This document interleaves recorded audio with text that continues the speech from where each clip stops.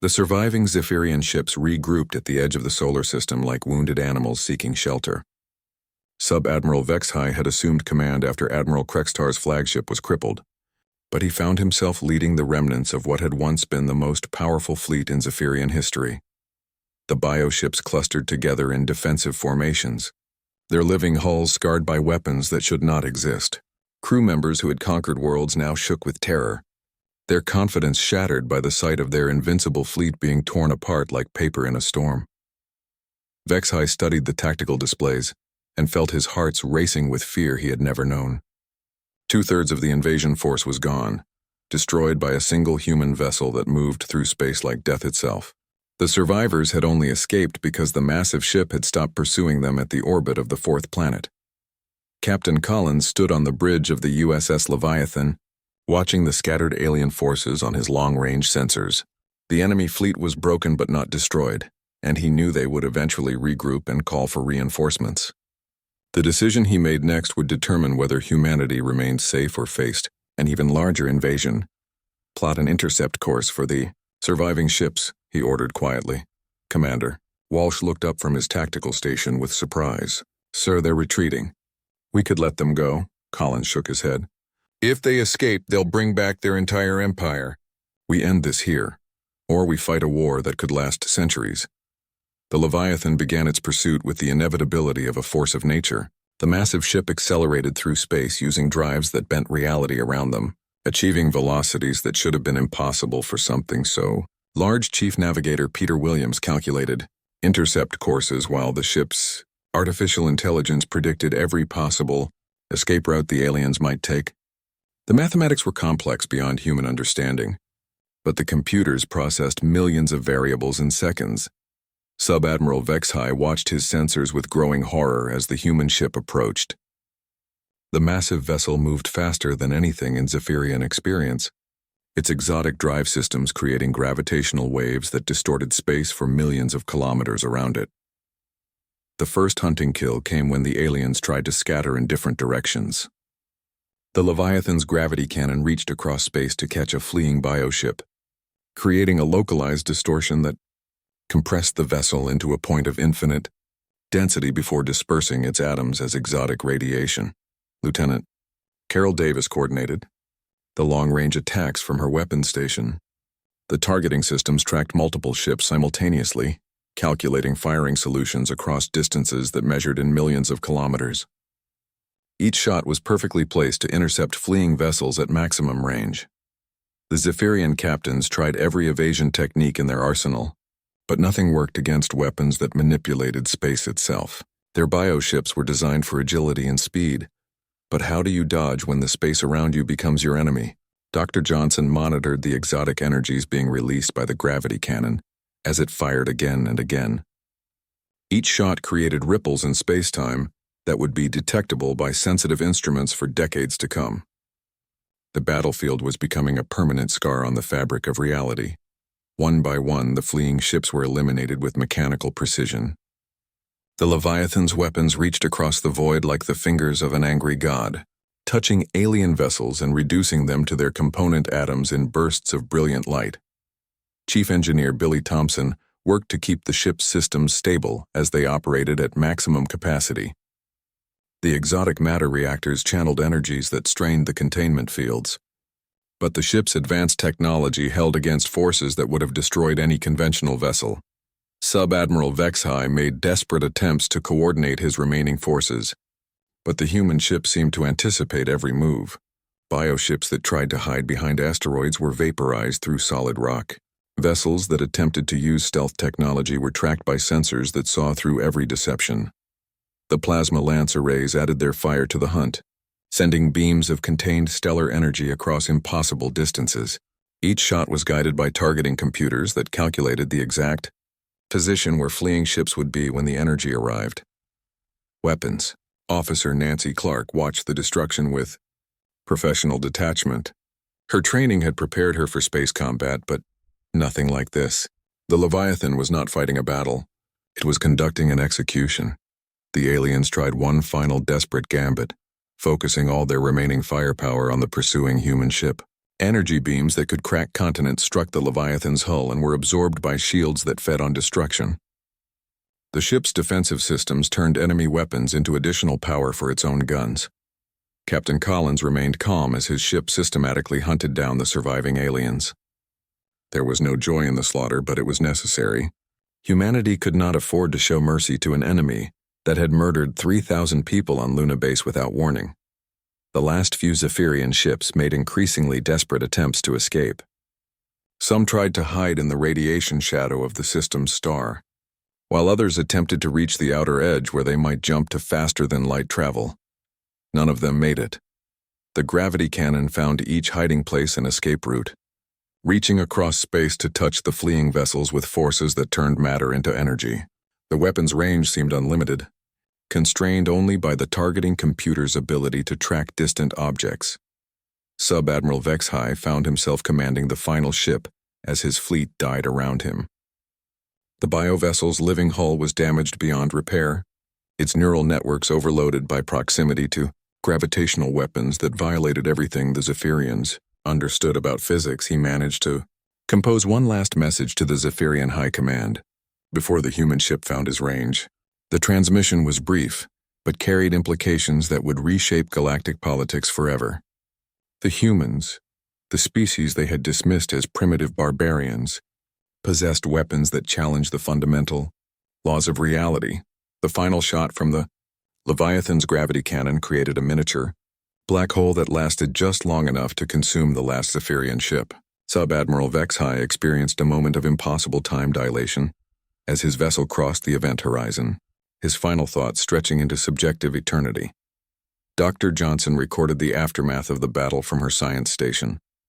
The exotic energies released during the engagement had created permanent distortions in local spacetime, turning the void into a monument to human, technological achievement that would be visible to astronomers for millions of years. Commander Walsh compiled the final battle report. As the Leviathan began its return journey to Earth, the engagement had lasted 6 hours and covered most of the solar system. But the outcome had never been in doubt once the massive ship revealed itself. Captain Collins looked out at the stars and reflected on what had just occurred. Humanity had announced its presence to the galaxy, not with words of peace or diplomacy, but with a demonstration of power that would be remembered for millennia. The age of human expansion was beginning, and the galaxy would never be the same. Admiral Crexter stood on the bridge of his flagship, watching his perfect attack formation advance toward the blue planet. The Zephyrian fleet moved like a pack of predators, bioengineered ships flowing through space with deadly grace. In 3 days, they would reach Earth and add another world to their empire. The Admiral felt the satisfaction that came with certain victory. His scouts had confirmed that the humans possessed no weapons capable of threatening Zephyrian vessels. Their primitive chemical rockets and energy beams were like throwing stones at a mountain. The conquest would be swift and complete. Then something impossible appeared on his sensors. The massive gravitational distortion registered first, followed by the largest artificial construct the Zephyrians had ever encountered. The object emerged from behind the dwarf planet Ceres like a mountain of metal and energy, its hull gleaming with exotic materials that bent light around its edges. Captain Collins stood on the bridge of the USS Leviathan, surrounded by officers who represented the finest minds humanity had ever produced. The bridge was a cathedral of technology, with displays showing tactical information from across the solar system. Every person there knew they were about to make history. Commander Walsh worked at the tactical station, his hands steady despite the magnitude of what they faced. The Zephyrian fleet contained over 3,000 ships, each one capable of destroying cities. The Leviathan was alone against impossible odds, but it had been built for exactly this moment. The alien fleet hesitated when they detected the human ship. Admiral Crextar studied the readings and felt confusion for the first time in decades. The vessel was 12 kilometers long and massed more than some moons, but it moved through space like it weighed nothing at all. "What is that thing?" his tactical officer asked, unable to hide the fear in his voice. Admiral Crextar had no answer. In 40 years of conquest, he had never seen anything like the massive ship that now faced his fleet. The bio-neural networks that controlled Zephyrian vessels screamed warnings about gravitational anomalies and energy readings that made no Since Lieutenant Carol Davis managed the weapon systems from her station on the Leviathan. The ship's main gun was unlike anything that had ever been built, a gravity manipulation cannon that could create localized distortions in space and time. The mathematics required to aim such a weapon challenged even the ship's advanced computers. The first shot changed everything. Captain Collins gave the order with quiet calm, and the Leviathan's primary weapon fired for the first time in combat. The gravity cannon created a bubble of twisted space that expanded at the speed of light, engulfing 6 Zephyrian ships in the space of a heartbeat. The alien vessels simply ceased to exist. Their matter was compressed beyond the molecular level, crushed by forces that turned atoms into exotic particles before dispersing them as radiation. Where 6 proud warships had been, only empty space remained. Admiral Krextar watched his ships die and felt something he had not experienced since childhood: terror. The weapon that destroyed them violated every law of physics he understood. Space itself had turned against his fleet, becoming a predator that devoured matter and energy alike. Chief Engineer Billy Thompson monitored the exotic matter reactors as they channeled power through the Leviathan systems. The energy requirements were staggering, equivalent to the output of a small star, but the ship's advanced technology contained forces that would have destroyed any normal vessel. The Zephyrian fleet scattered in panic, their perfect formation dissolving as individual captains tried to escape the impossible weapon. Bioships that had conquered worlds fled like frightened animals, their crews unable to comprehend what they faced. Weapons Officer Nancy Clark activated the secondary armament as alien ships came within range. The plasma lance arrays fired beams of contained stellar fire, each shot carrying enough energy to boil oceans. Zephyrian vessels tried to dodge, but the targeting computers predicted their movements with supernatural accuracy. Dr. Johnson watched from the science station as the ship's experimental shielding system proved itself in combat. Zephyrian energy weapons struck the Leviathan's hull and were absorbed by force fields that fed on destruction. The alien attacks only made the human ship stronger. Admiral Krextar tried to coordinate a counterattack, but his fleet was already broken. Ships that had seemed invincible moments before exploded under the assault of weapons that turned physics into a weapon. The bio-neural networks that controlled Zephyrian vessels overloaded from proximity to the gravity distortions.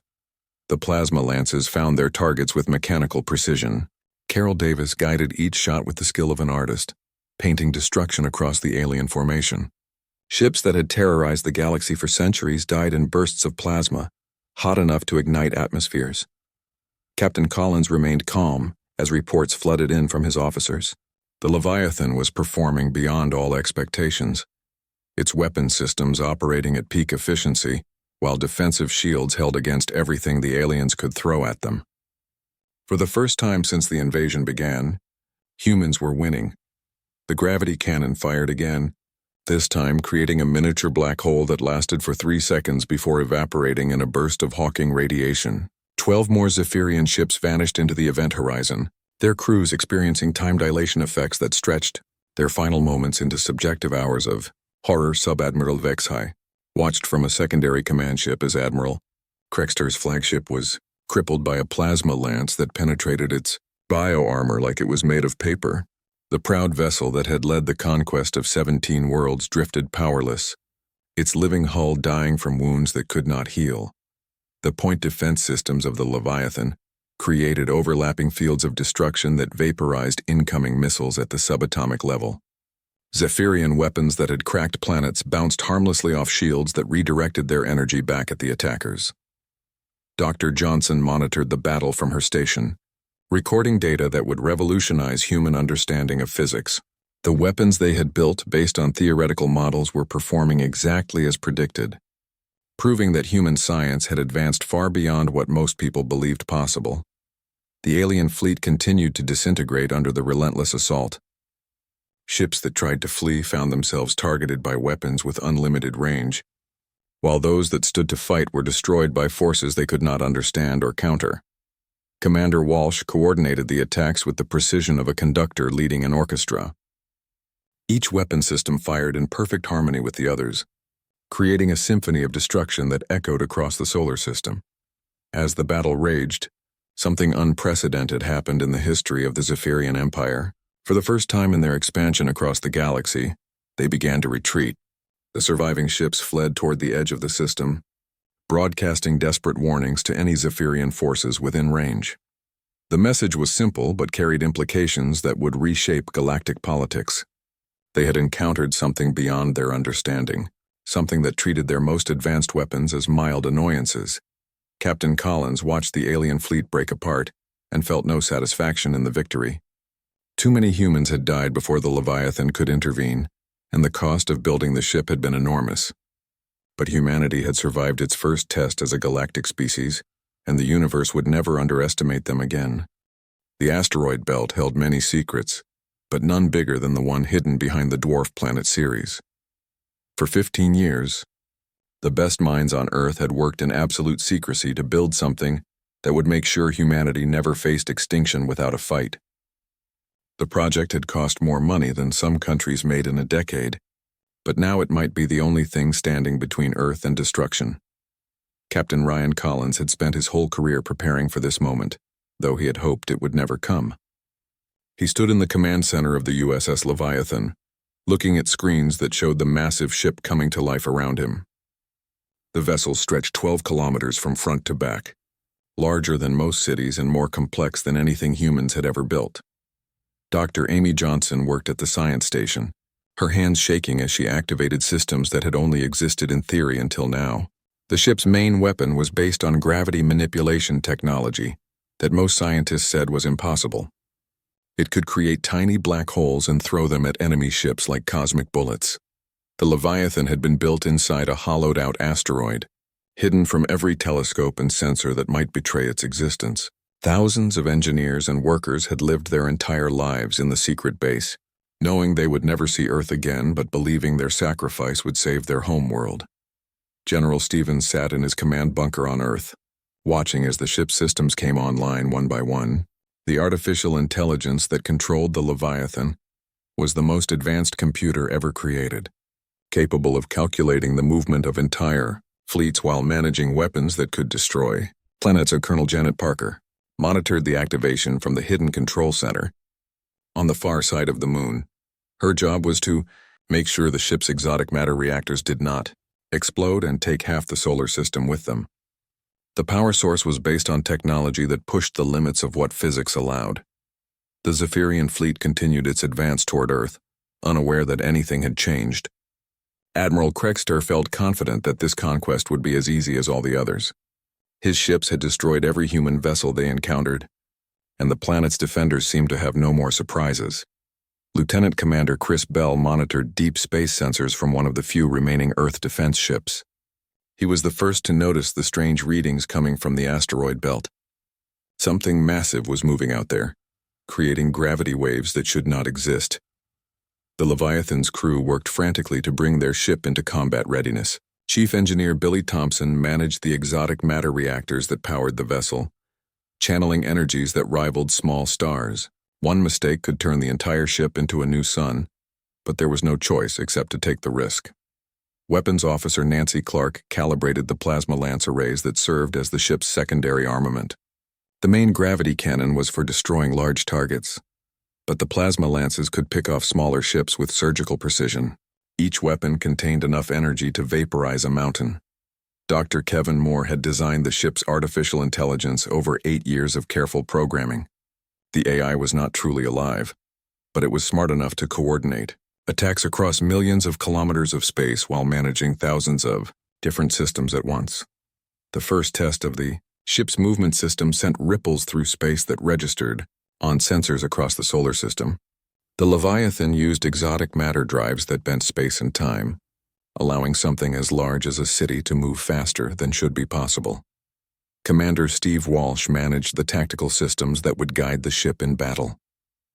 The Leviathan carried enough firepower to destroy entire fleets, but it would be useless if they could not hit their targets. The targeting computers had to account for the curved paths that weapons took when space itself was being twisted. Lieutenant Carol Davis coordinated the defensive systems that protected the massive ship. Traditional armor would be useless against Zephyrian weapons, so the Leviathan used force fields that could absorb energy attacks and redirect them back at their sources. Chief, Navigator Peter Williams calculated the course that would bring them into contact with the alien fleet. The ship was too large to hide once it started moving, so they would have only one chance to surprise the enemy. Everything depended on making that first strike count. The Leviathan's hull was made from metamaterials that could withstand pressures found at the center of gas giant planets. The construction had required new techniques that pushed human engineering to its limits. Every piece of the ship had been designed to survive in environments that would destroy normal vessels. Dr. Johnson monitored the experimental shielding system as it powered up for the first time. The shields did not just stop attacks but fed on them, using enemy weapons to make the ship stronger. It was technology that bordered on magic, but the mathematics worked. Admiral Krextar received reports of unusual sensor readings from the direction of the asteroid belt, but he dismissed them as natural phenomena. No species he had conquered possessed technology advanced enough to threaten Zephyrian ships. The humans were even more primitive than most. The activation sequence continued for 6 hours as system after system came online. The Leviathan was more than just a warship. It was a mobile fortress designed to operate independently for years. It carried manufacturing facilities that could build new weapons and repair systems, making it nearly impossible to defeat through attrition. Captain Collins reviewed the tactical situation as his ship prepared for its first and possibly last battle. Earth's remaining defenders were scattered and weak, while the enemy fleet remained strong despite the losses they had inflicted. The Leviathan would have to face thousands of alien ships with no support. The final system to activate was the main gravity cannon, and its startup sequence sent shockwaves through local space. The weapon required so much power that it had its own dedicated reactor, and the energies involved were barely contained by the strongest force fields human science could create. As the USS Leviathan emerged from behind Ceres and began its journey toward the inner solar system, Admiral Krextar finally realized that something had changed. His sensors detected a massive object moving toward his fleet, but the readings made no sense. Nothing that large should be able to move that fast. The sleeping giant was awake, and the galaxy was about to learn why humans had earned a reputation as the most dangerous species in their own nightmares. The stars had never looked so cold to Captain Jake Morrison as they did that morning. He stood on the bridge of the Earth Defense Force patrol ship EDS Guardian, watching the endless black of space through the main view screen. His coffee had gone cold hours ago, but he kept holding the cup anyway. Something felt different today, though he could not say what. Lieutenant Bobby Chen worked at the communications station, his fingers dancing across the controls as he monitored deep space signals. The routine had not changed in 3 years of patrol duty. Listen for signals, check for asteroids, make sure the shipping lanes stayed clear. It was boring work, but someone had to do it. Dr. Lisa Carter sat at her science station analyzing radio waves from distant stars. She was one of the best linguists on Earth, trained to decode any message that might come from space. The government had placed her on patrol ships just in case. Most people thought it was a waste of time, but Lisa believed that one day they would need her skills. The first sign came at 800 hours ship time. Bobby's console started beeping with an incoming signal unlike anything in their databases. The pattern was too complex to be natural, too organized to be random noise. He turned to Captain Morrison with wide eyes. "Sir, you need to hear this," Bobby said, his voice tight with excitement and fear. The signal filled the bridge with strange harmonics and rhythms. It sounded almost like music, but wrong somehow, as if it came from minds that thought in ways humans could not understand. Dr. Carter leaned forward, her training taking over as she began to analyze the patterns. "This is artificial," she said quietly. "Someone is trying to talk to us." Captain Morrison felt his heart start to race. First contact protocols flashed through his mind, procedures he had memorized but never expected to use. He opened a channel to Earth Defense Command and reported the discovery. Within minutes, every military leader on Earth knew that humanity was no longer alone. The response came 12 hours later. The alien signal changed, becoming more focused, more direct. Dr. Carter worked with teams on Earth to decode the meaning. The message was simple: the newcomers wanted to meet. 3 days passed before the ships appeared. They came out of nowhere, materializing near the edge of the solar system like ghosts becoming solid. The vessels were beautiful in a terrible way. organic curves that looked grown rather than built. They moved through space like living things, flowing and graceful. Admiral Krextar commanded the alien fleet from his flagship. He had conquered 17 worlds for the Zephyrian Empire, and this 18th would be no different. The creatures on the third planet from their star had sent crude radio signals, proving they were barely past the primitive stage. Their metal ships looked like toys compared to Zephyrian biotechnology. Captain Morrison received orders to make peaceful contact. The Guardian approached the alien fleet slowly, broadcasting friendship messages in every language Earth knew. Dr. Carter worked around the clock to establish communication. While Earth's leaders watched and waited, the first meeting seemed to go well. The aliens called themselves Zephyrians, and they appeared interested in learning about humans. They shared basic information about their empire, which stretched across multiple star systems. Earth's diplomats felt hopeful that this could be the beginning of a peaceful relationship. But Admiral Krextar had other plans. He studied the human ships and found them laughably weak. Their weapons were chemical rockets and simple energy beams. Their defenses were thin metal plates. The Zephyrians had fought species with far better technology and crushed them easily. The attack came without warning. Luna Base, humanity's primary military installation on the moon, disappeared in a flash of alien energy. Commander Alex Turner had been reviewing supply reports when the base's shields failed, and 3,000 people died in seconds. The mountain that housed the base became a crater of melted rock and metal. Captain Morrison watched the destruction from his ship and felt something die inside him. The aliens had pretended to want peace while planning murder.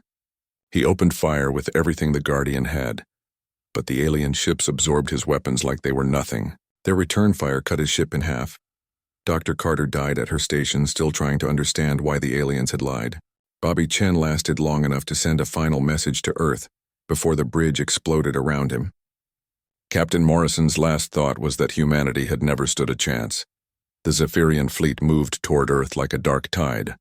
Admiral Krextar felt satisfied with the opening strike. The humans would surrender quickly once they realized how outmatched they were. Every species did the same thing when faced with Zephyrian power. President Helen Rodriguez called an emergency meeting of the Global Defense Council.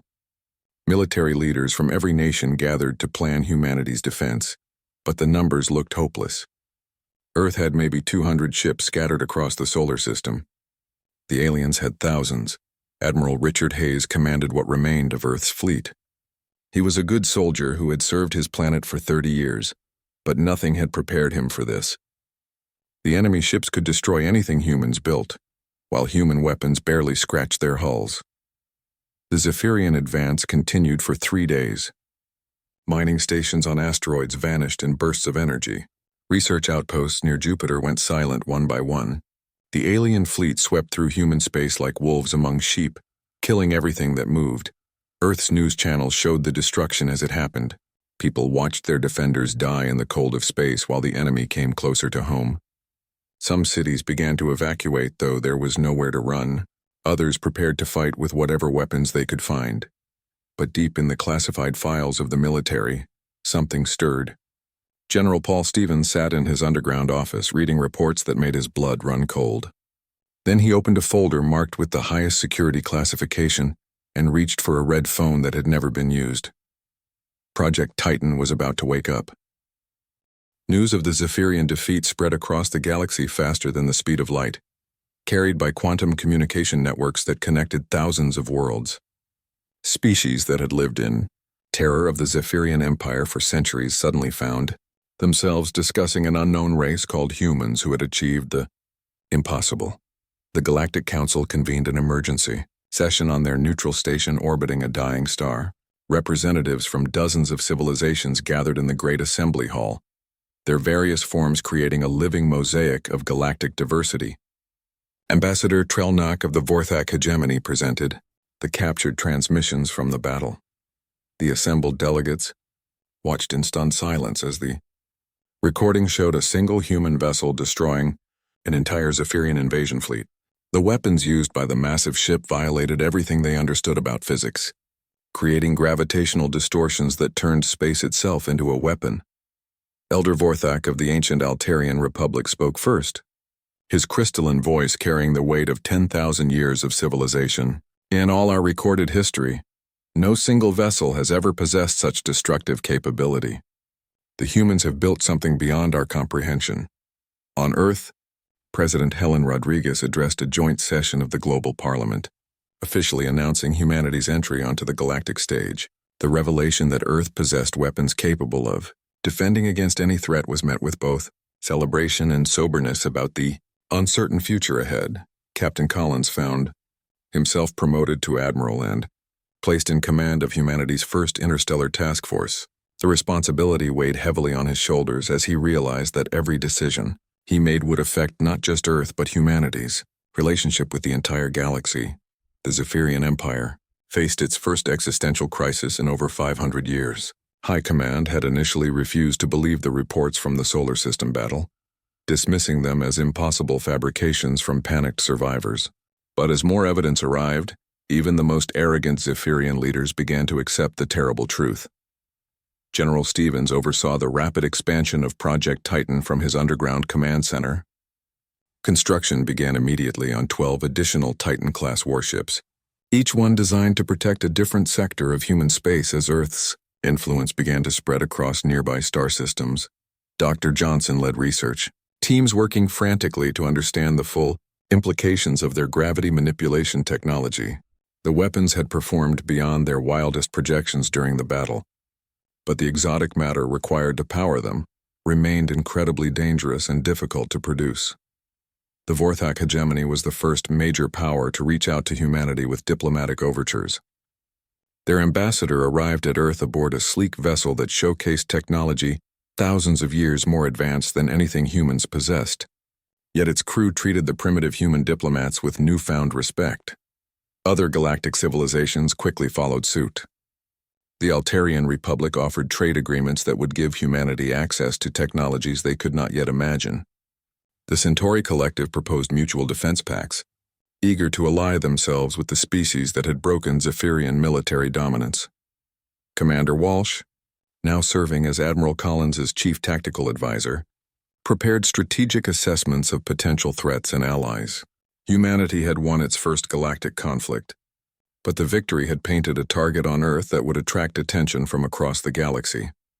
The Zephyrian response came 6 months later in the form of a massive fleet withdrawal. Every expansion force was recalled to defend core worlds as the Empire adopted a defensive posture for the first time in centuries. The psychological impact of losing an entire invasion fleet to a single enemy ship had shattered their confidence. Dr. Kevin Moore worked with teams of programmers to create artificial intelligences for the new Titan-class vessels. Each ship would need a computer system capable of managing weapons that could reshape reality.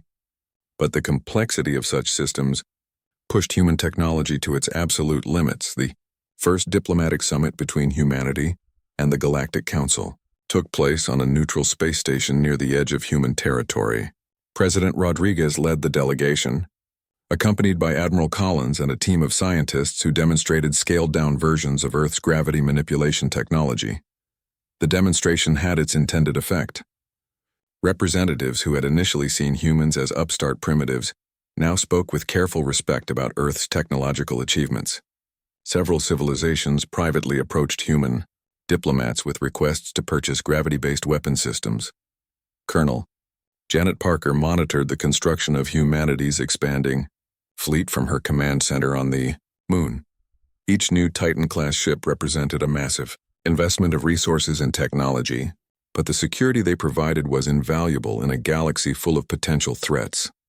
The Zephyrian Empire attempted to negotiate a non-aggression pact with Earth, offering to recognize human territorial claims in exchange for a promise that the Titan ships would not be used against Zephyrian worlds. The proposal was rejected after careful consideration by Earth's leadership. Chief Engineer Billy Thompson led teams working to improve the exotic matter reactors that powered humanity's most advanced ships. The technology was still dangerous and required constant monitoring, but each new generation of reactors was safer and more efficient than the last.